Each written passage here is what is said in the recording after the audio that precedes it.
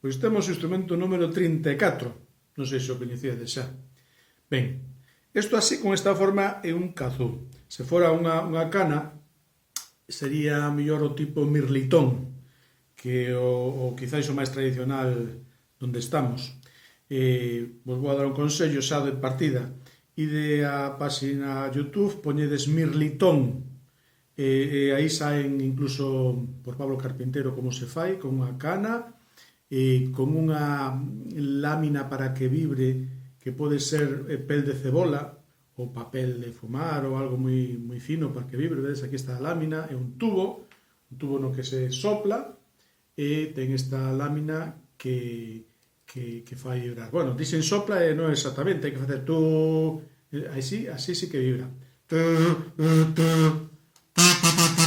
Pola parte ancha, vale? Se pola parte outra non vai a pasar nada.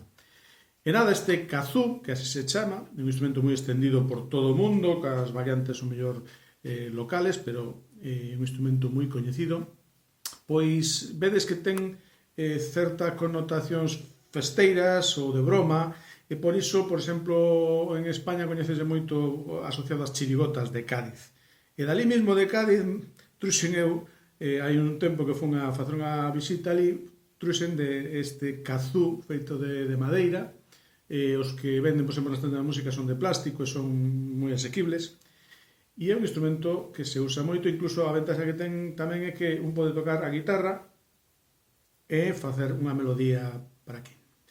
De acordo? Pois con este kazoo mirlitón, pois vos desexo outro día bo e xa nos falta un menos.